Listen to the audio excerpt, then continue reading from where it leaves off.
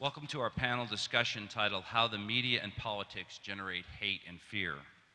This is panel discussion number 4311, today, April 7th, 2016. I'd ask all of you to please put your cell phones on silent out of respect for our panelists and for those around you. Thank you. My name is Al Manzi. I'm the publisher for Your Daily Camera and CEO of Prairie Mountain Media. Let me begin this morning by introducing our distinguished panel. My introductions will be brief. You can all read about their complete bios rather in the program. To my immediate left, Mark Fallon. He's director of Club Fed. He wishes he was director of Club Med. He wishes he was director of Club Med, right? That'd be a different panel. Mark is an expert on national security matters, regularly appearing on CNN, NBC, Fox News, and other networks. Adam J. Schrager. Adam is a respected author, speaker, Emmy Award-winning producer. He's co-anchor of WISC in Madison and a political expert and worked in the Denver market for many years, as most of you know. Ellen Sweets is a reporter. She's covered everything from fires to homicides for many prominent publications. She's passionate about food and cooking, as well as authoring a memoir about a Boulder favorite, Molly Ivins. And finally, Rob Warden. He's Executive Director Emeritus and co-founder of the Center for Wrongful Convictions at Northwestern School of Law. I'd like to invite Mark to make his opening statements. Thank you, Al, and I'd like to thank everyone for coming to the presentation today. I'm going to speak to you from a national security perspective because that's what I've spent most of my career doing. 31 years with the federal government, and most of which as an NCIS special agent. I spent most of my time both investigating crime and terrorism and trying to prevent terrorist attacks against the fleet, the Navy and Marine Corps. And in doing so, I was more offensive and defensive in nature, not really trying to understand the target as much as trying to interdict the target. By doing investigations and operations against different groups. And probably about 20 years was Al-Qaeda specific and Jamaat Islamiyah specific violent extremist groups and terrorists. When I retired from the federal government in 2010, I started doing more research and trying to determine what would drive someone into violent extremism and what might dissuade someone from getting into violent extremism. And I did a study for the Qatar International Academy for Security Studies it was titled Risk Reduction Strategies for Violent Extremism.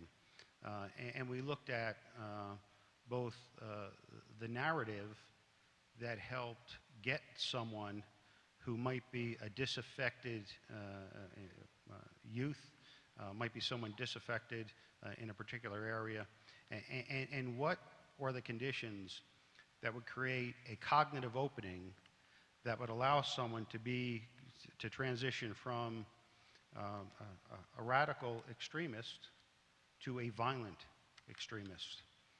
I just did a presentation at the high school on the roots of violent extremism, and I talked about what it might be like if you were in a country and there was an occupying force that is the most powerful force in the world with the most powerful military in the world, and they are trying to impose upon you what the form of government might be, what your voice might be in the country that you live.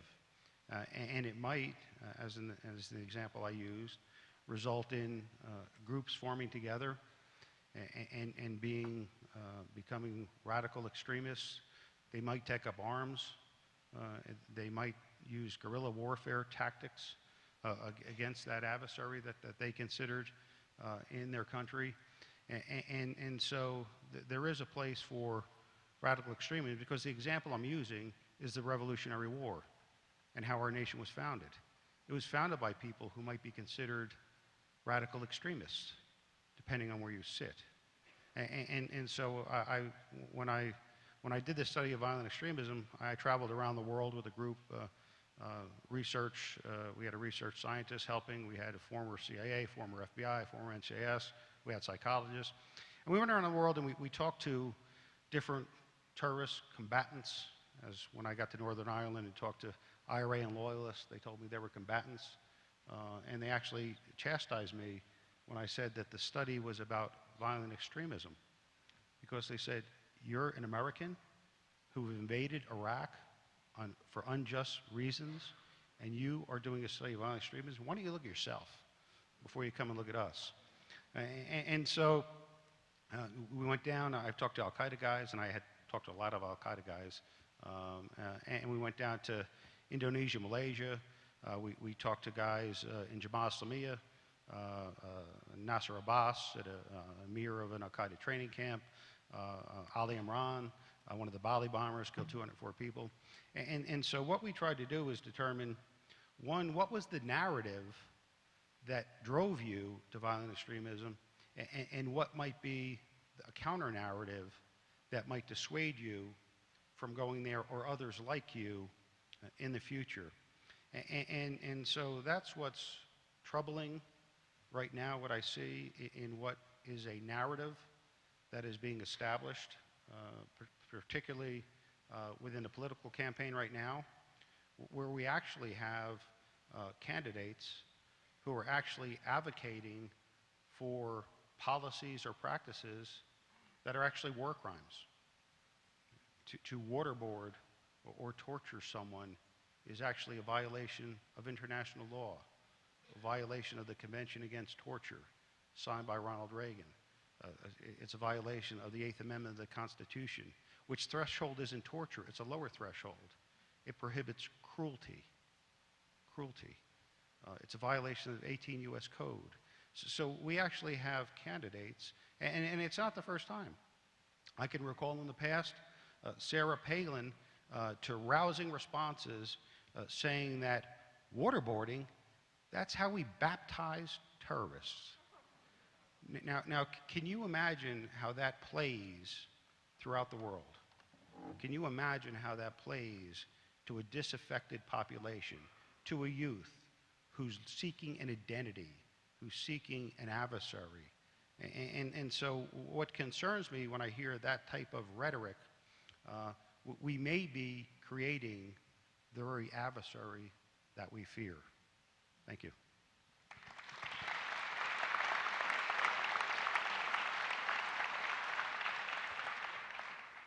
Good morning, everyone, and thank you for having us. Thanks for coming out this morning. I'm going to speak to the media side of this premise of politics and media generating hate and fear. And if you are at all politically inclined, or you have political friends on social media, then the perfect example of what we're talking about is something that probably came across your Twitter feed or your Facebook feed or your Instagram feed yesterday from one of your friends, or maybe you posted it. That being a video that came out of the state of Florida that was taken in a coffee shop, in a Starbucks, just the other day, of a woman who ran into the governor of Florida, Rick Scott, in a Starbucks. Does anybody raise your hands if you saw this video? Yeah, so basically, for those who don't know what this video was, this is about a 40-second clip. Am I allowed to swear here, by the way? Is that okay? So of this woman speaking to the governor of the state of Florida and says, "You're an asshole." Excuse the language if that offends anybody. Ellen's point. I'll let you expand on that in a moment. The point that I'm trying to make is that there is, it's not in any way a stretch to say that the type of language, the type of emotion, the type of feeling that lead to hate and fear, we are seeing it on a daily basis in politics today. Now, this is the distinguishing factor that I want to raise, and I think Rob may actually have a little bit different point of view on this. To me, the media is reflective of what's going on in the political world. And you may think this is passing the buck, but I just want to explain kind of what's going on out there in the media. So, in the state of Wisconsin, where I work as a representative in local media, I wanted to give you the dollar figures of what I talked to our sales manager. We're the #1 station in Madison, Wisconsin, to give you a rough idea as to how much money is going to be spent in the election for the rest of this year. And we have a contested U.S. Senate race, much like you do here. It's a battleground state in the presidential race, much like it is here. You'll probably see more money than we see, but I wanted to give you the figures. In the Madison television market, you're looking at anywhere from $13 to $15 million. In the Milwaukee television market, you're looking at anywhere from $15 to $17 million. In the Green Bay television market, you're looking at anywhere from $13 to $15 million. In the small towns of La Crosse, Wisconsin and Eau Claire, Wisconsin, which is a television market, you're looking at around $11 to $12 million. You will not be able to turn on the television there without seeing a political ad nonstop for probably the last 4 months before the election. There are a couple other smaller television markets, but at the end of the day, when you add it all up, you're looking at roughly $60 to $65 million that will be spent on the political races in the state of Wisconsin. So when the media, and especially the local media, is a commercial industry, make no mistake about it. I mean, Al could probably speak to the specifics of this working in management.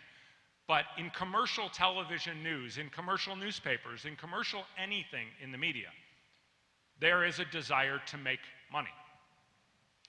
If you were not consuming that product, do you think, economically speaking, take the politics out of it, economically speaking, do you feel that they would consume the product?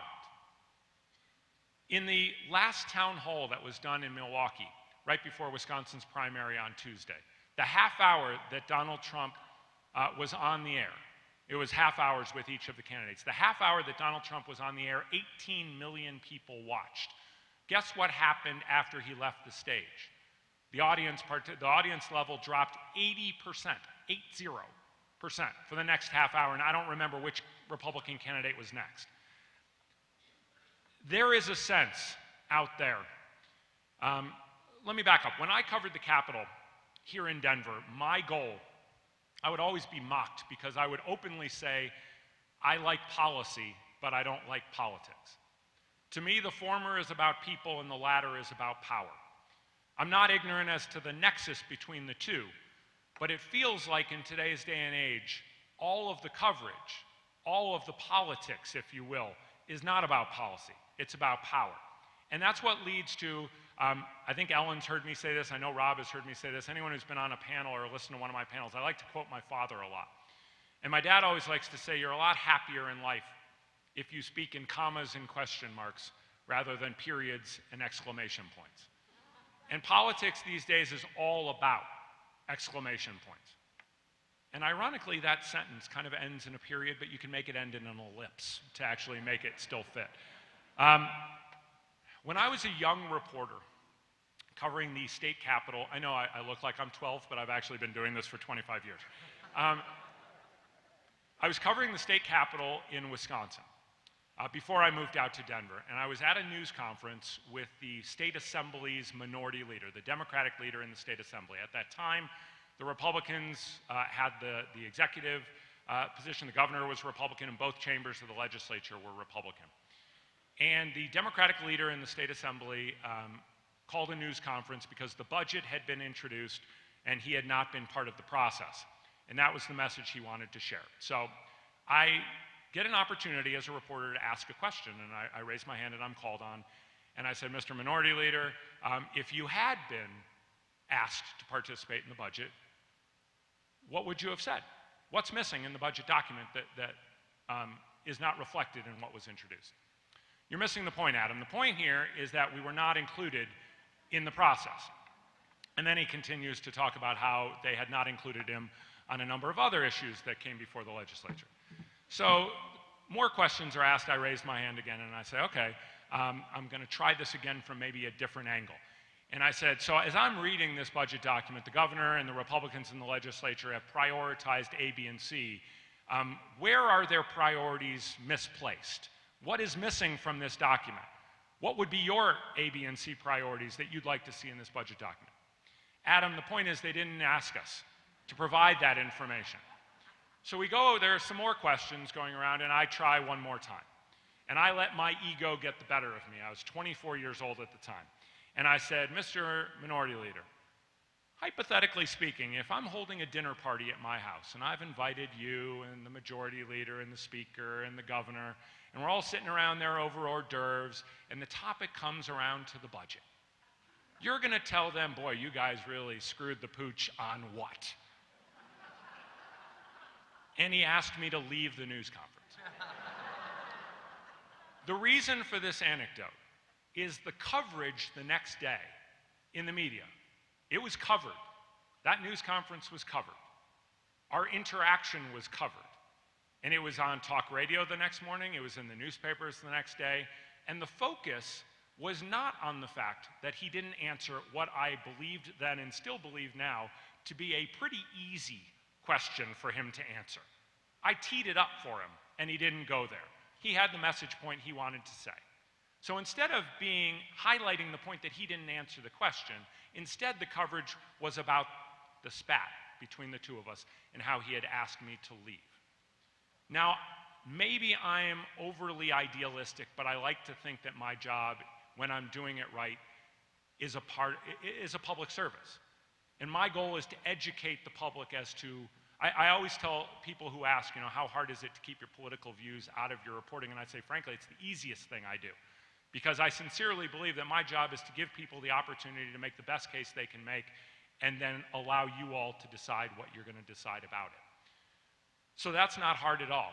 But the lesson that I learned from that going forward is to not be the focal point of my reporting. It's not about me.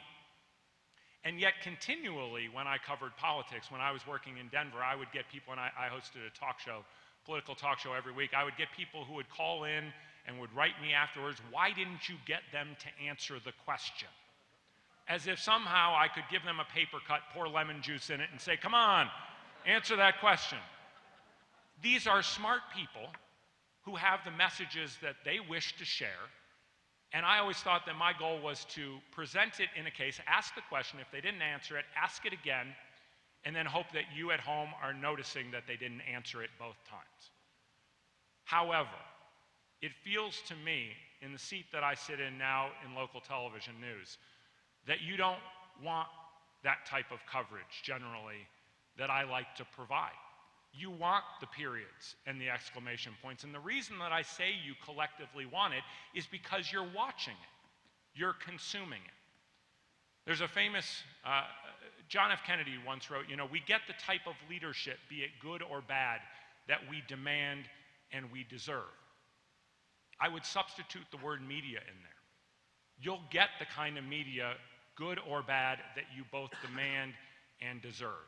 If you don't wish it to contain hate and fear, then make that happen. Thank you.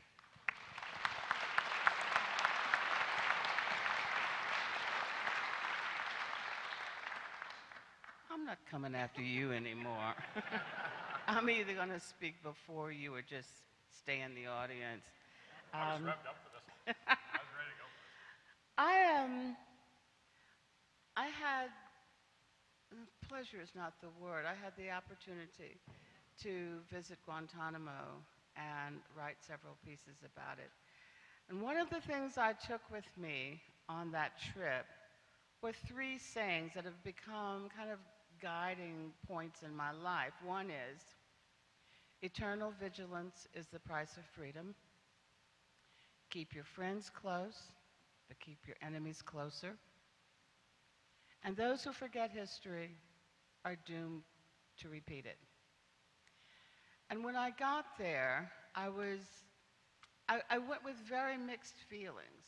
I knew that the guys who are classified as high-value detainees were dangerous, were, from our standpoint, vicious killers, but I had to write about the tribunal that existed to someday bring them to justice. And when I got to Guantanamo and realized what a godforsaken place it is, and you have no idea, we had nice accommodations in the press corps. And by nice, I mean there was a roof over our heads. We stayed in Quonset huts that are cooled by a generator 24/7 because the heat and the humidity is such that if they didn't keep the air conditioning on, mold would set in and you'd have a whole different set of problems. The latrines are a carryover from the 1950s, and you have to wear shoes. They tell you to wear shoes into the shower. They have water that you cannot drink. They tell you not to brush your teeth with it. And I'm thinking, wait a minute, if I can't brush my teeth with it, do I want it all over my skin? And I thought, if these are the accommodations we're getting, what are these high-value detainees getting?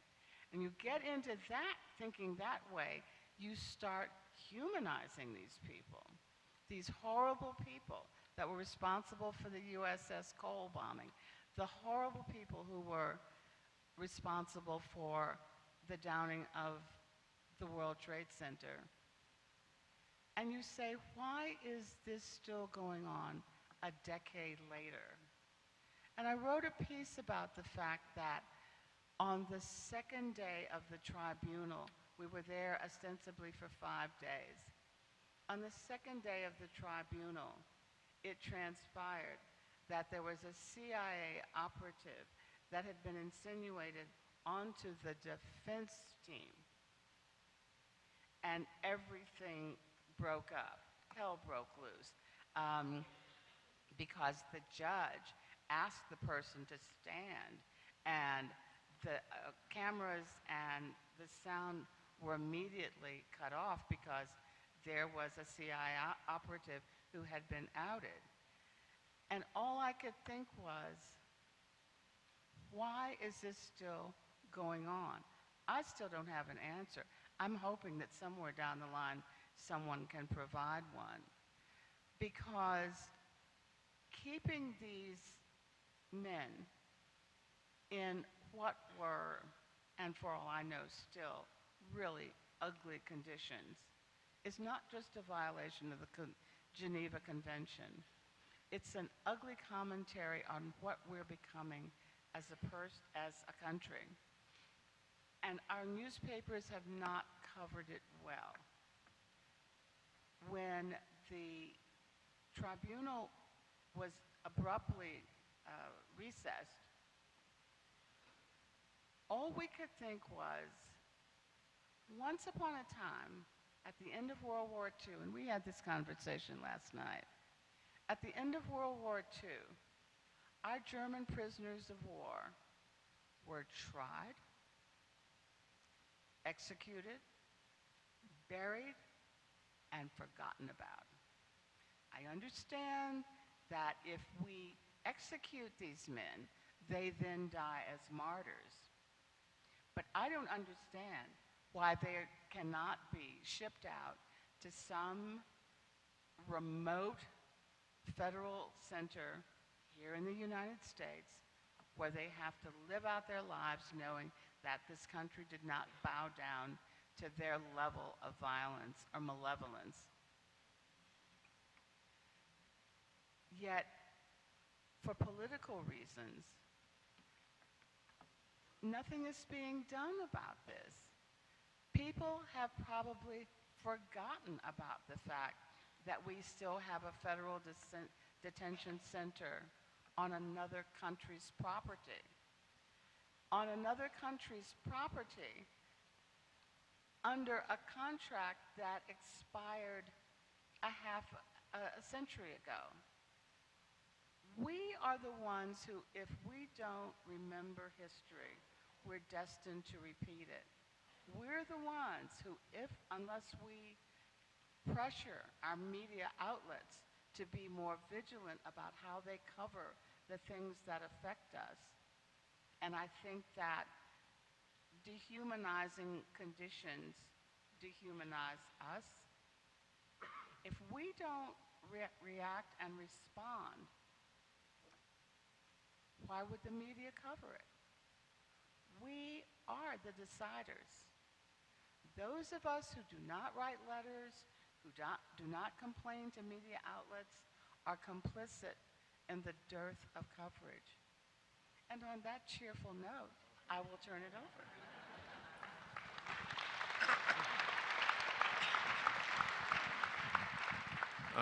Thank you very much, and it's great to see so many of you here.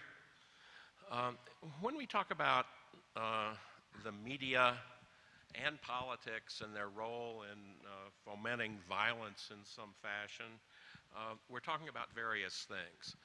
For instance, politics, in fact, has fomented the violence that is perpetrated every day by our government in Guantanamo. There's no question about that. I certainly do not disagree for 1 minute with what Adam said about the media being reflective. The media should be reflective and should be reporting the news.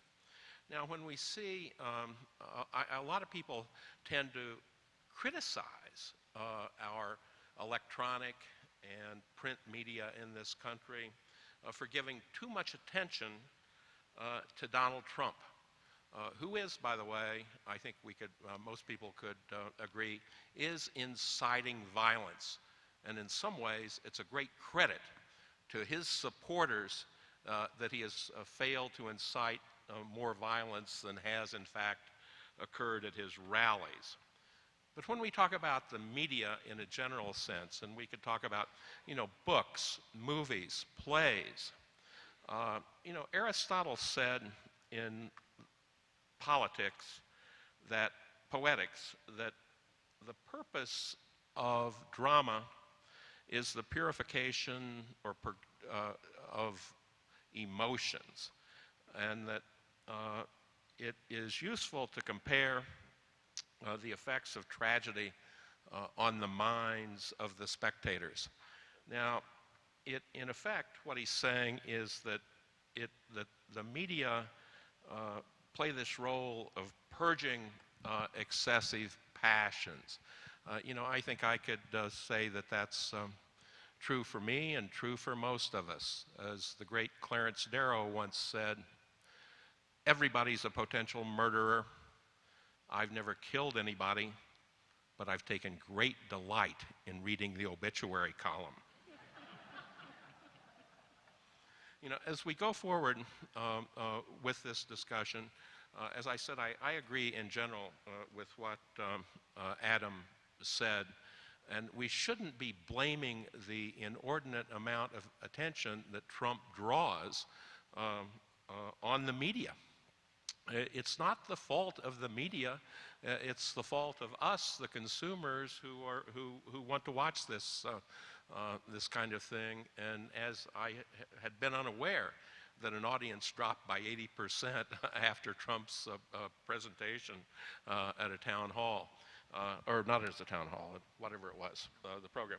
But that's not at all surprising because it is entertainment. And it's entertainment in the same way that violent movies are entertaining. And we see many of those. Anytime you go to the theater, you see, or to the cinema, you see this whole string of previews of forthcoming attractions. And one it's as if they're trying to outdo each other in the amount of violence that they can portray in these things. But first of all, they have a First Amendment right in this country to do that. And second, it should purge us of emotions, and probably does purge many of us of emotions by watching it. Therefore, I would stand opposed to trying to do anything to stop that. Now, of course, as Adam is defining the media, he's thinking of his media. He's thinking of television networks, of public television, of the major newspapers, the New York Times, the Washington Post, who are quite responsible. But the other there's another kind of media. We can define it more broadly, and that's Twitter and all of this kind of stuff. And I was surprised to learn for the first time this week from another panel that I was on, that there's a whole genre of pornography known as rape pornography. I had never, I was unaware of that. I mean, I think that that's probably pretty outrageous if it exists, but it's certainly, we certainly have a First Amendment in this country that protects the right of people to engage in those kinds of things, as obnoxious as they can be. And I've always believed firmly that the remedy for irresponsible speech is simply more speech. And I think that that's our tradition, and we need to uphold it. Thank you very much.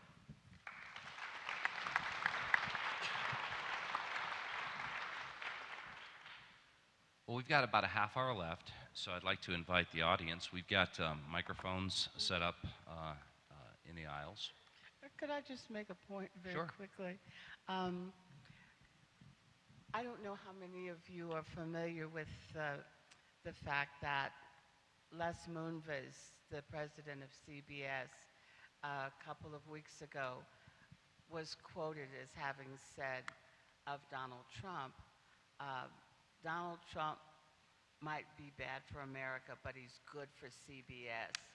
And I was appalled because I understand how Trump can be entertaining. I have, in fact,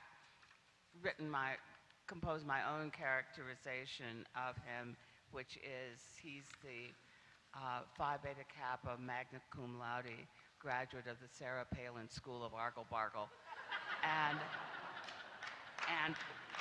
I understand why people would be entertained by some of his nonsense, but for the president of one of the most powerful news outlets in the country, I'm going to go out on a limb here and say in the world, to suggest that in any way, shape, or form he's good for news business is scary.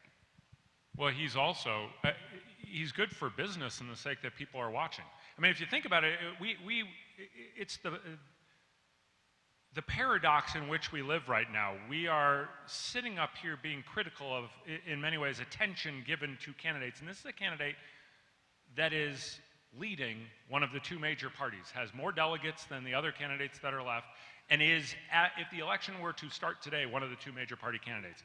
And at the same time, we're saying they're giving him too much coverage, and I can't tell you how many times I've heard people say, why don't you do more substantive reporting? Why don't you cover policy and politics more? You know, it's a catch-22 for those of us in our world. It's so rare, frankly, that people will want to consume that information. I mean, usually that's when you click the channel. That's what, you know, whenever I would sit in a news meeting and I would advocate for more political coverage, people would say, you know, you'd see people yawning. And then they'd ask, are there pets at the Capitol? Are there animals at the Capitol that you can at least show that might get people to watch? You think I'm kidding. I'm not kidding. How sad is that? And now we're in a world where people are actually consuming the information and making, I would argue, more educated decisions. They have more information at their disposal now than they've ever had before. And I mean, I don't know Les Moonves. We are an affiliate. We are not owned by the network itself. But if the question is more, or if the point that he's making is it's good for the bottom line, meaning more people are watching, that's accurate. And again, if you don't like the coverage that's being provided, you have the ultimate power here, because if you're not watching, he's not saying something like that. Meet you after lunch, meet you after this at lunch, because we've got people who want to ask questions. But Yeah, we're going to prioritize students. So if there's any students that are in the line, come to the front. You'll have your opportunity to ask your question. I think we've got one on the right here. So Doesn't this panel go on until 12:20? it does, yes, 12:20. So we have more. We have more than a half hour. Yeah. You're fine. Well, thank you for your words today. I have the opportunity of traveling to Lebanon this summer to do some humanitarian nonprofit work in refugee camps, and I'm wondering if you have any advice for someone like me to wade through the media and the politics and make a responsible decision based on facts rather than what we see or read. I've done some research, and the State Department has an advisory out to travel to Lebanon, and there's lots of media coverage about the Middle East in general, so I wonder if you have any words for me. Sure. I'd like to tackle that one, Mark. Yeah, I'll start it off because, like you, I struggle with that. I work in the international space, and I look for viable news coverage out of those areas to understand what might be out there. And I found that I've had to go to alternate means. So I still use some of the major newspapers, but I look for the ones that actually have journalists on the ground in the countries that I'm concerned with. So Al Jazeera, Al Arabiya, the Daily Star out of Lebanon are sources that I read every day to try to determine what's going on there. I've had to resort to non-traditional means, not just journalists, but researchers and others who are in these countries that I follow on Twitter. And so I've had to rely on word searches and following people that I know are on the ground in areas so that I can take that raw data and then make an informed decision myself, not rely on a journalist to filter that and then make a decision about what I should think. Anyone else? Okay. If not, Well, also, I would throw, I think that there is a great deal of responsible media. If you read, I read regularly The Economist, a very conservative publication. As a friend of mine, Tom Gagan, once said, The Economist shows when the ruling class of an empire no longer has an empire to rule, they can sure put out a hell of a magazine, and they do. But in addition to The Economist, there's The Atlantic, there is, I think, The New Yorker does remarkable work, and so the media are there, I think are doing a great job, the best job that they can do under those circumstances. And I think one of the often neglected publications is the Christian Science Monitor, which is still doing a good job. excellent. I also like to remind you that stick to your question. Long personal comments leading in would be helpful as well. Okay. Hi, I'd just like to say, first of all, this is a really good panel. I've really enjoyed each of your comments. But this question, I guess, is particularly will address Adam's comments more than anything else, just because he really did touch on the media. In your comments regarding not necessarily where the fault lies of why the media has become so negative, but more, I just don't see, I understand your point in that the media revolves around consumerism, clicks, how many views you're getting, your ratings, and that is a very prominent part of your job. But I also think that they have a kind of responsibility to help guide their viewers in a responsible way and not just going with, well, if it bleeds, it leads, that kind of mentality. I think that people's interests are kind of shaped based off of their surroundings, what they see, their community, and what they watch on television. And while I do agree that it is our responsibility to kind of wade through the biased media and the media that is presenting things irresponsibly, I think that there also is, the media has a responsible position as well. And I was just wondering if you would agree with that. I agree completely, Okay. which is why I'm still slugging it out on the ground and performing it. I could not agree with you more. I was not saying it's something that I'm advocating for. I'm just saying it's the reality in which I live and I work. If you look at metrics of, say, the morning talk shows on Sunday morning, you know, even what is considered to be the top-ranked morning talk show, it's infinitesimal, the number of people in this country who are watching that. You're talking about single-digit fractions of the total amount of possible voters in this country. The sad fact is that I think there is more media coverage, frankly, more public service-oriented media coverage out there these days, and unfortunately, it's not being consumed. When I was working at Channel 9, we would do hour-long debates for the gubernatorial race, for the Senate race, in prime time, giving up tens, if not hundreds of thousands of dollars to educate consumers on voters, on the candidates before them. And frankly, the ratings wouldn't be good. there is that inclination on the part of everyone who has ever entered a newsroom to actually, I mean, that's why we do what we do. There's a public service component to it. When I'm doing it right, that's what I'm doing. What I'm imploring all of you to do is to get behind it, to actually value it, to promote it, to encourage it. And the only way I know how to do that is to economize it. I mean, that's how change happens. If enough people call Al and say, we want your newspaper to report more on X, what do you think he's going to do? He's going to report on X. It's going to happen. We are reflective of what's going on in the community. I'm not passing the buck here by any means. I'm asking you to share it with me, if that makes sense. I couldn't agree with you more, though. Just very quickly, let me say that when I went to Guantanamo, I was able to go as the result of bad publicity given to the ability of media to have access to what was going on there and the status of the detainees. And I know that with the stories that I wrote, I was a little stunned at the response.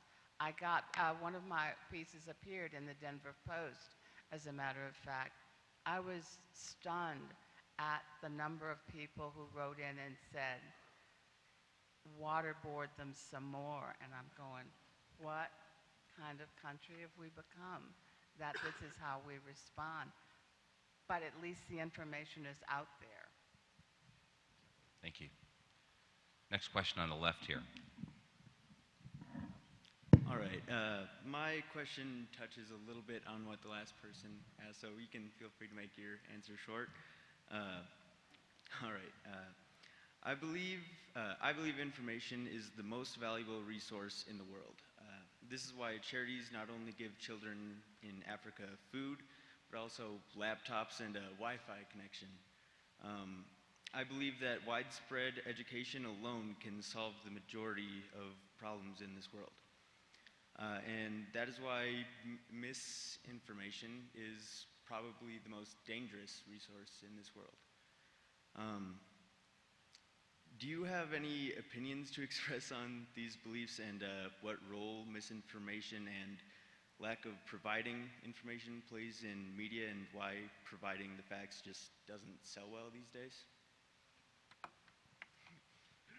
I'll be happy to speak on some of the dangers with that, and that intentional misinformation, or what we would call, in my former tradecraft as a counterintelligence official, perception management. And so we have seen the build-up for war, where the Vice President's office, when Dick Cheney was in office, would intentionally feed the media information and then cite the media as the source of the information later to try to articulate and convince you, the people, to vote or to back a certain position. We have seen Ibn Sheikh al-Libi, the emir of the Khaldan training camp for al-Qaeda, sent to Egypt and tortured, and who said that there was al-Qaeda in Iraq. That information was used by President Bush in Ohio to get the American people to back a war in Iraq. Colin Powell used that information in the United Nations to get support for the war in Iraq. So that misinformation helped drive a country to war.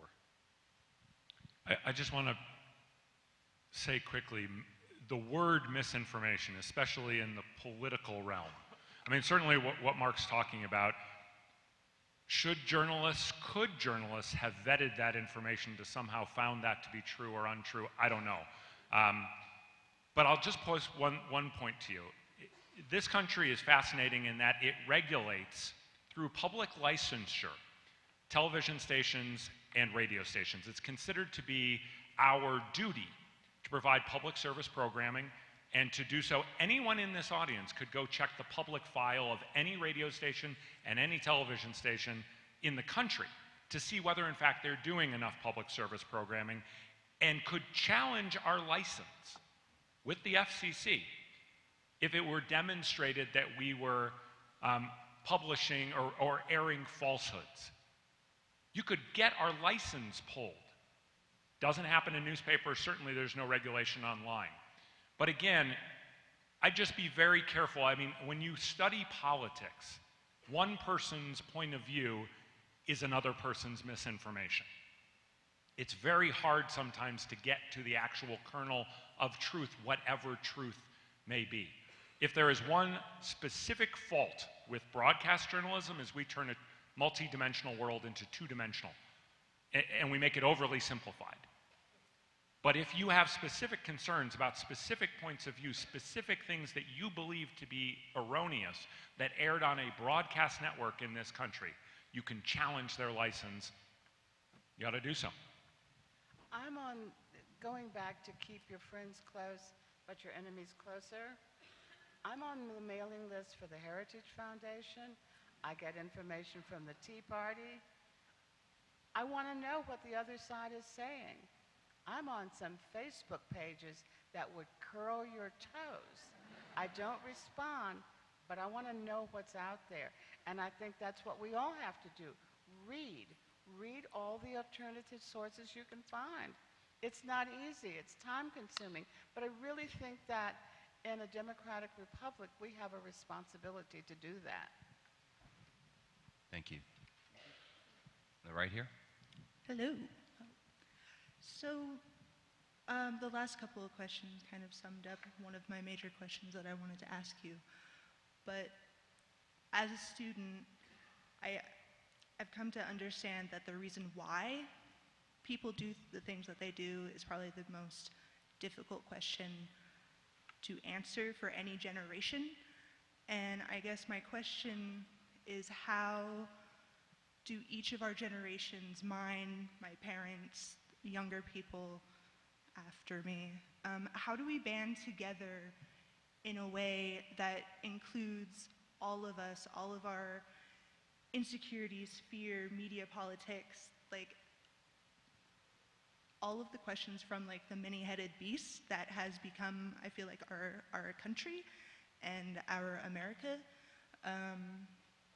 in a way that unifies us into a better future, if that perhaps makes sense.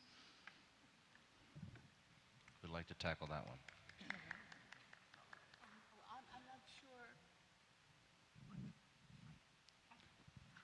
I'm not sure I got the question in its entirety. So how do we, your generation, my generation, the generation of America as what it is now in today's society, how do we band together to allow all of our voices to be heard, but in a way that does not promote violence, that does not promote segregation, that does not promote one person being above compared to all of the rest? And in history, there's always been one group, I feel like. We are one group. We are all human beings. We vote. That's one of the best ways. Participate in your local and your state government. Write to your representatives. And that's what makes us a larger community. We all have our small groups in which we function.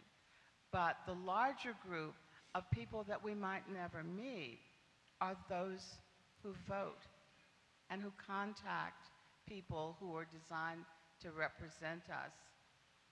And that's what your responsibility is as a younger person, is to engage your colleagues, your peers, and persuade them that their opinions and their voices are important. We have a way of deciding, well, my one vote doesn't make a difference. Well, if 100,000 people say my one vote doesn't matter, and someone loses by 100,001 votes, obviously those votes did matter. You're important. And I'll also add that you can form your own collective and your group of peaceful activism together. I know that it deeply troubled me as someone who has opposed torture since 2002 when I saw the EIT techniques gravitated from the CIA to the Department of Defense. And I refused to use their narratives. I refused to use their verbiage. The EIT program was an excuse to inflict torture. That's what it was, and that's what I called it. And so a few years back, Human Rights First came to me and said, we need your voice. And I looked at the content. I did a content analysis of what the media was reporting, and they always reported that those techniques were what that the torture was human rights advocates called it torture. And I said, that's totally untrue. There's national security professionals called torture. Every senior judge advocate general for every military service opposed it. You had people in the CIA oppose it. But the narrative wasn't changed. So we brought together professionals. We brought together people from the CIA and NCS and the FBI. We brought together admirals and generals. And we sat down and we met with folks from the New York Times and went to D.C. And I went up to Capitol Hill and I gave briefings on Capitol Hill about this. And it probably wasn't, I think, until 2014 that the New York Times finally decided to call it torture. So it takes time, but you know, I did a brief the other day, and I said, "Where's the outrage?" Well, that stuff outraged me, so I decided to take action. And so for you and your peer group, when you see something that deeply concerns you and that you're passionate about, take some action. Thank you.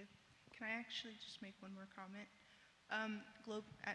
We hold it to a question, okay? We've got a lot of people in line here, so I'm going to move over here.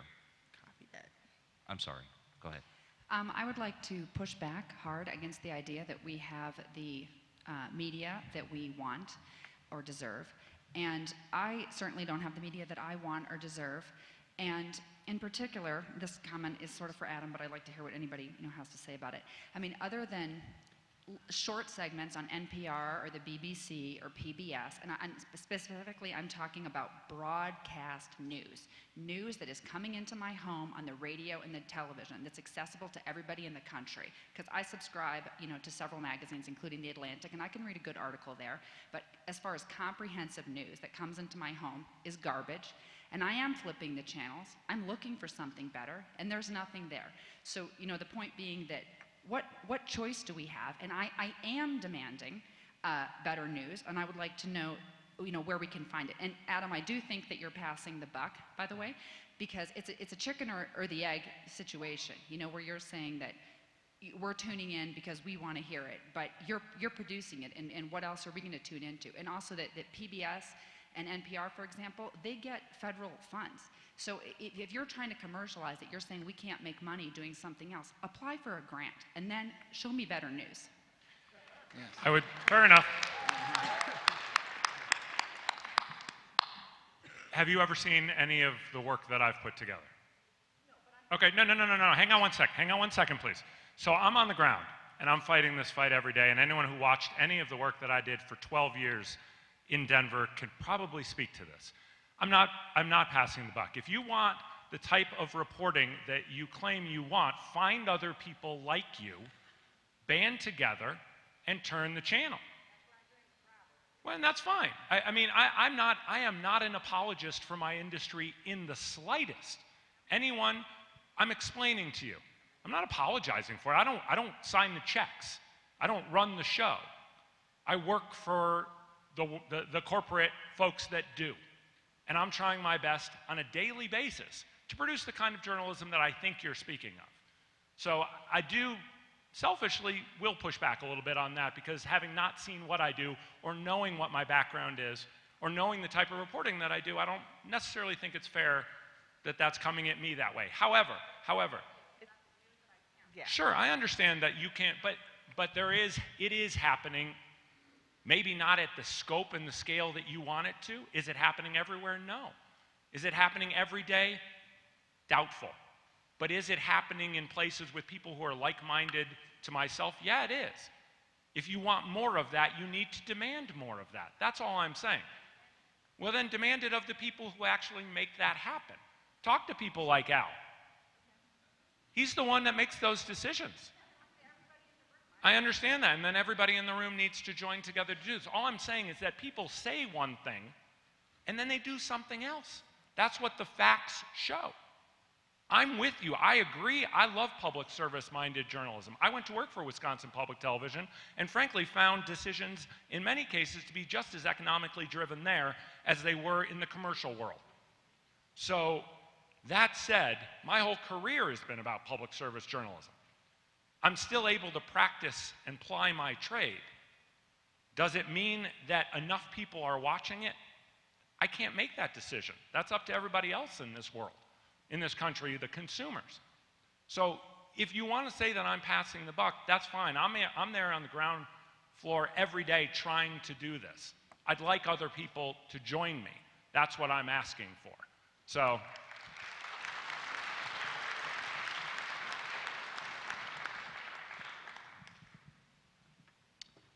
Sir? Yeah, I think the title of this particular panel is really important. Fear and hate through media and politics. My question to the panel is, fear and hate comes through our media at no fault of the media because they report what they hear and they reflect it back to us. We have a First Amendment that limits certain things. Germany already limits certain kinds of hate speech because of their past. The question to the panel is, do you see us ever implying or applying the kind of controls that Germany has applied to throttle the darker sides of their culture? Tough question. Who'd like that one? Quick answer for me is no, I don't. Then why? Why not? We're a different country. We're a different kind of country. I am, okay. We're a different country. We're a different kind of country. Germany is essentially a socialist entity, and for better or worse, they have more to say about how things are covered.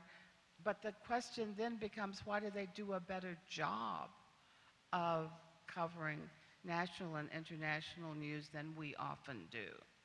And in response to the young lady's question earlier, I think national news, national network news has gotten better because there's been a pushback and because the 24/7 news cycle has given us alternate sources for watching and reading.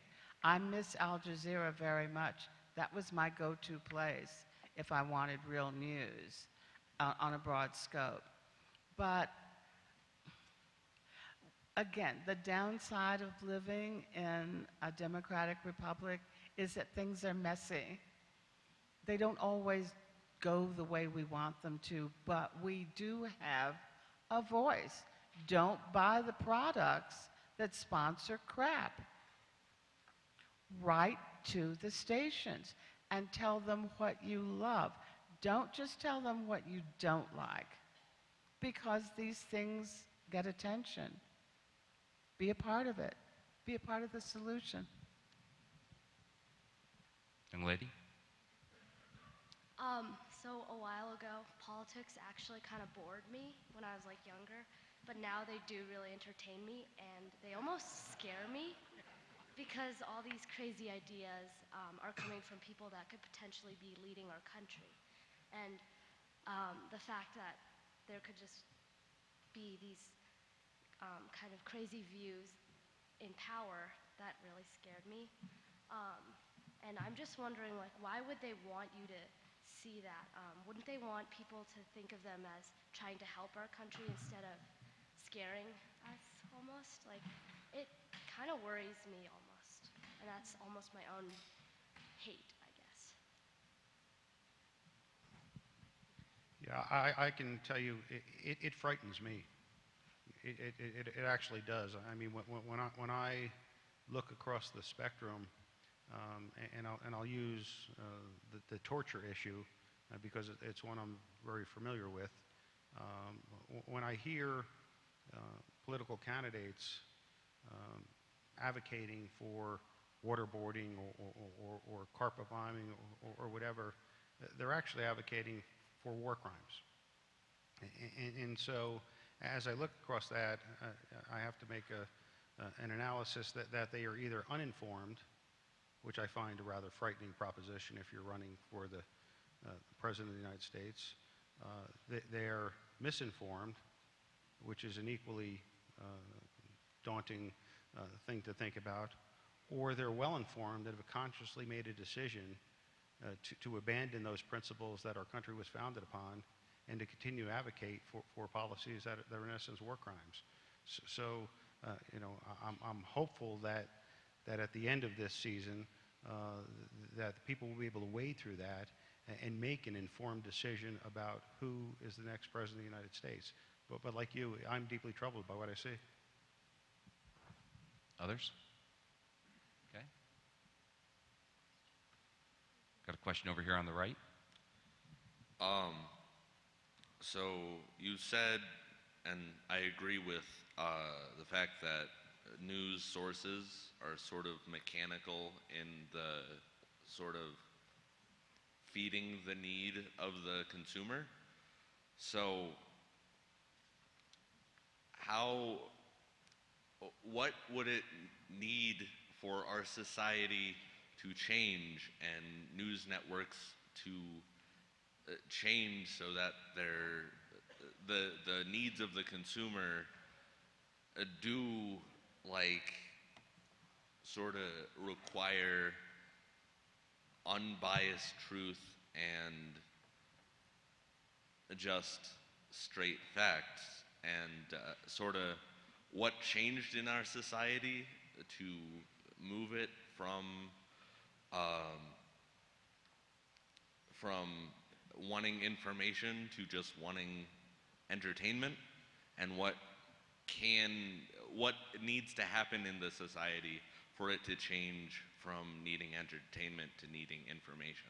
I'm going to question your premise from the beginning, because if you look at the turn of the 20th century, there were dozens of newspapers in New York, and they basically were tabloid papers that published the views of their publisher and were as entertainment focused as you could imagine in today's day and age. If you envision, say, the British tabloids, they were even on British tabloids on steroids back then.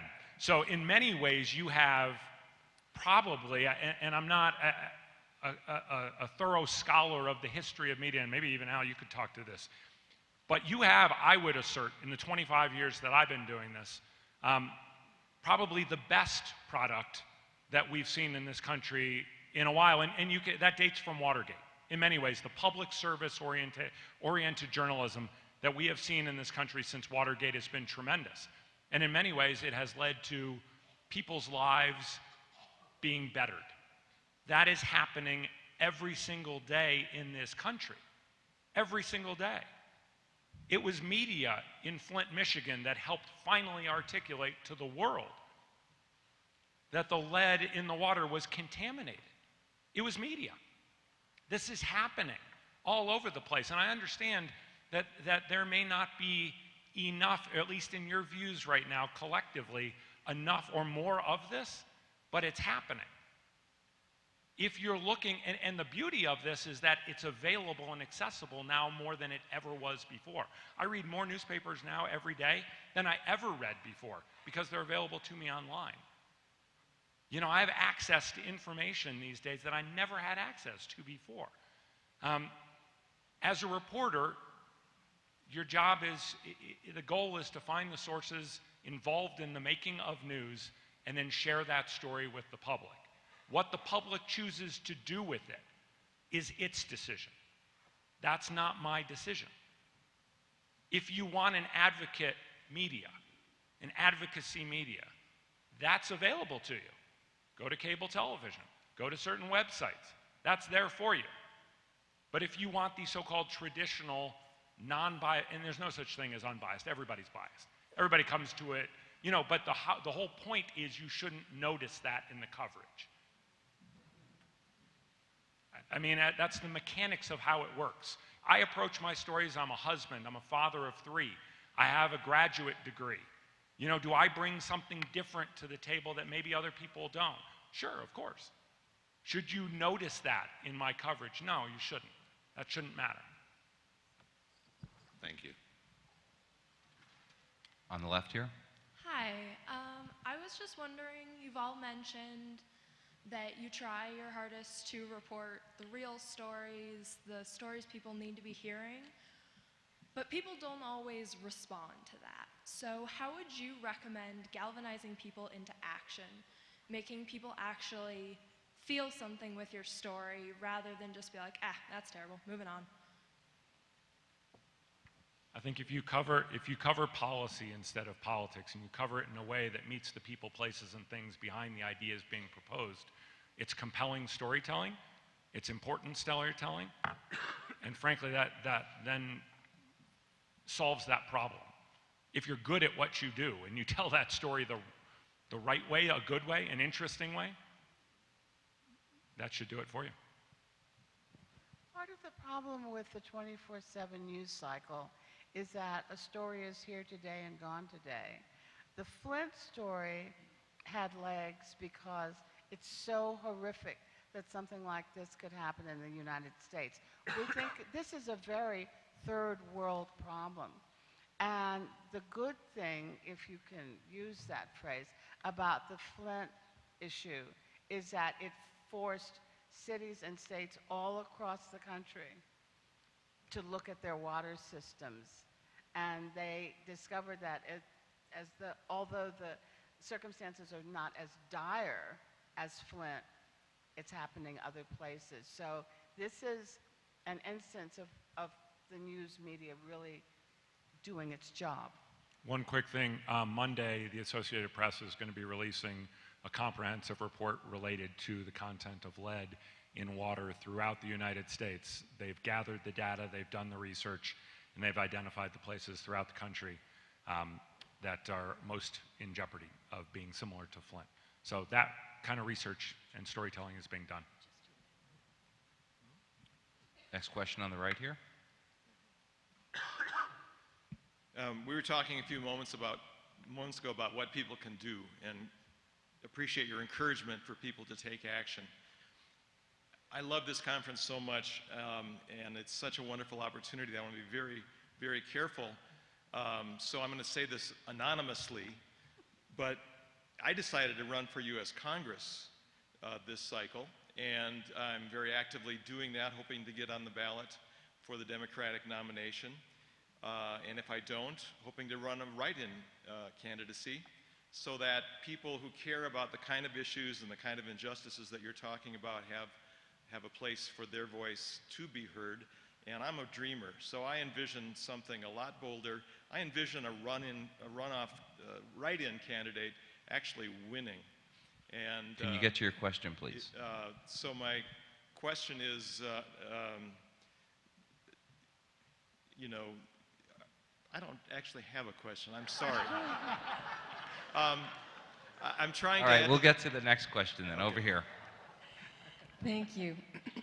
I worry about hate and fear that are being generated by statements with no basis in fact that go unchallenged on the airwaves.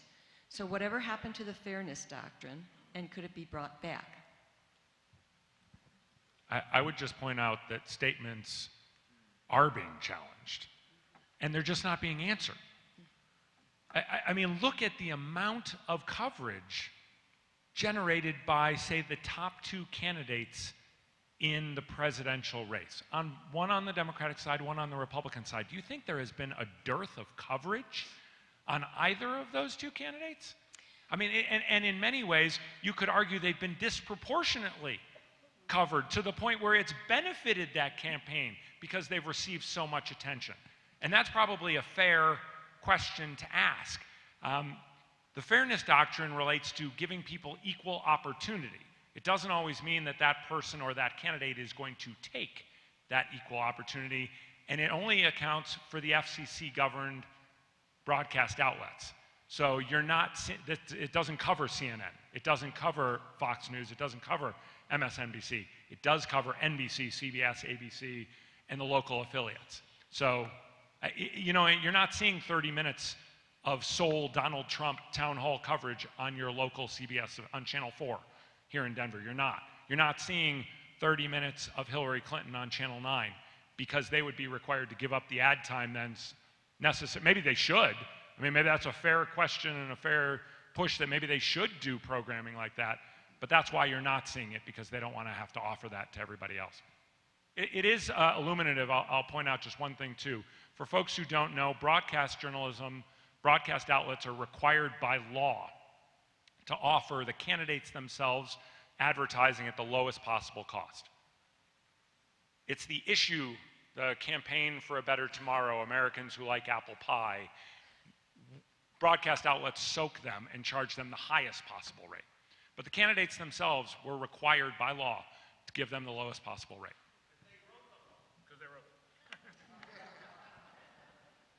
Question over here. Well, I voted. For development to pay its way in Boulder. Al Manzi knows well about this. So that was tough because it failed in Boulder, progressive Boulder. Okay, what my question for you guys is taking Maggie's one step further, the chicken or the egg. What country in the world has the hate and violence in their media? Like, is this in Africa? Do they have this as a media problem in Africa? Like, where did this come from? Where did what come from? This hate and violence thing. Where? All over the world, there's hate and violence. The comment, the question mark? There's hate and violence all over the world. I mean, there are people. Where did it start?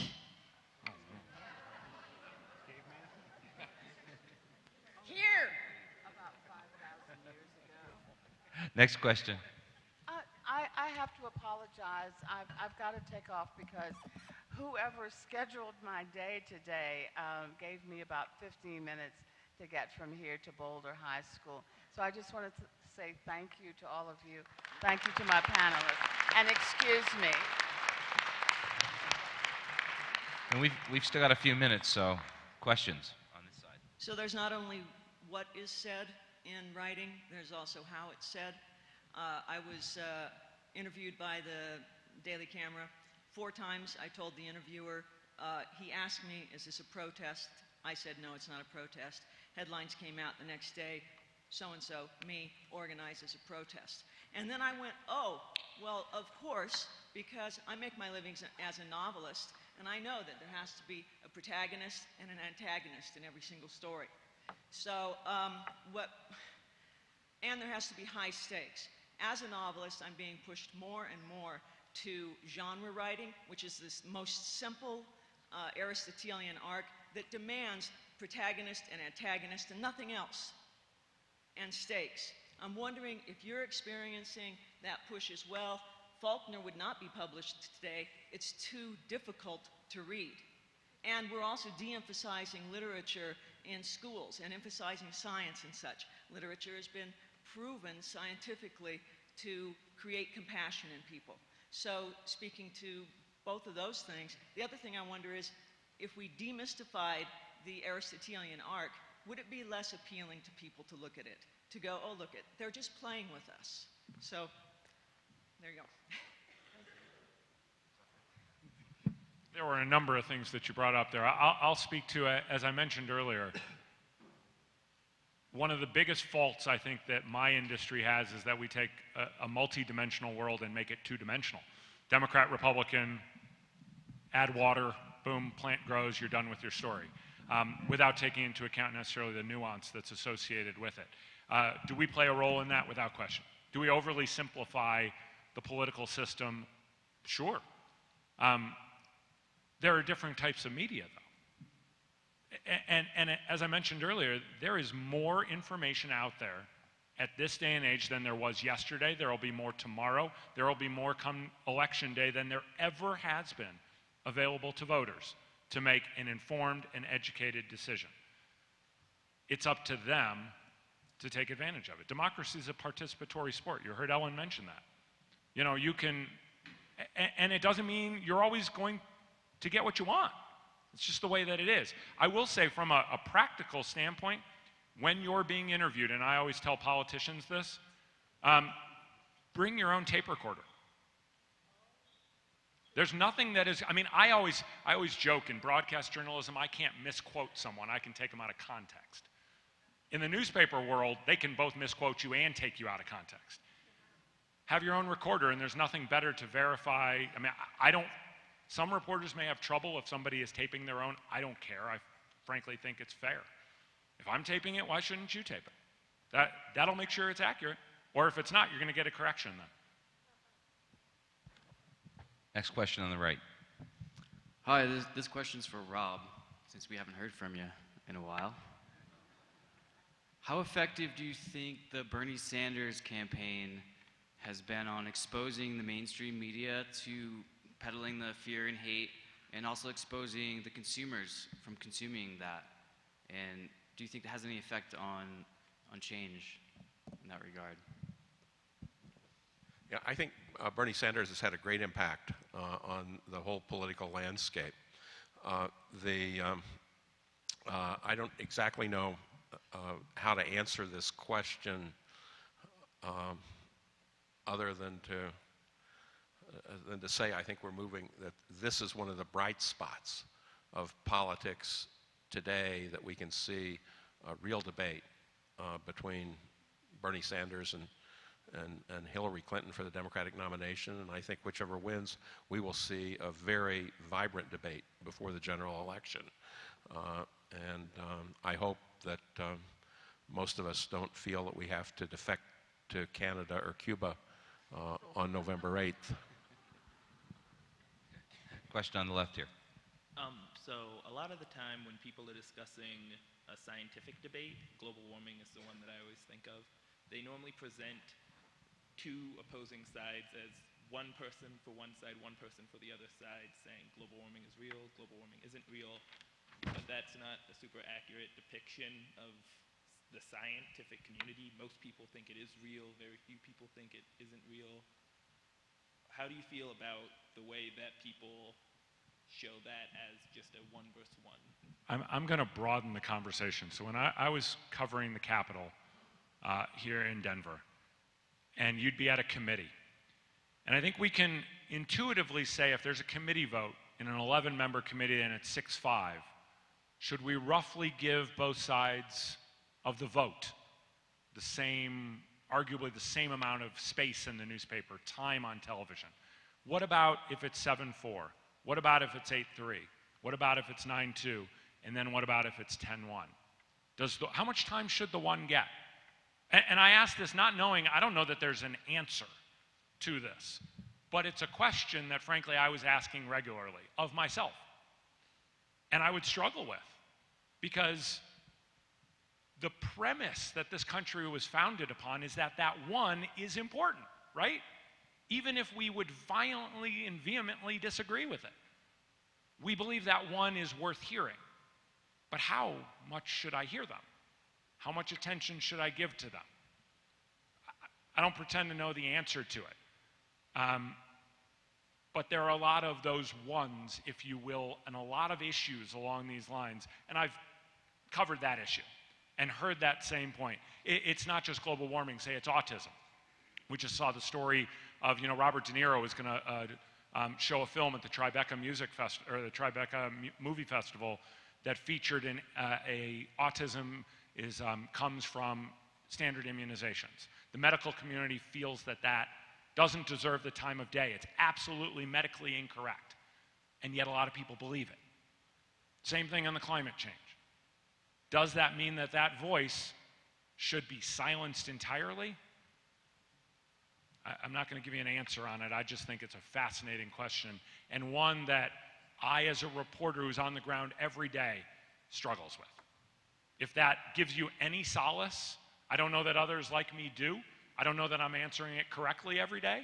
Correctly being, in shadow quotes there. I don't have a clue, but I think it's a great question to ask. Thank you. Folks, we've reached the end of our time today. I'd like to again thank Mark and Adam and Ellen and Rob for their thoughtful and insightful discussion today. I'd like to thank the audience as well, and enjoy the rest of the conference, and have a good afternoon.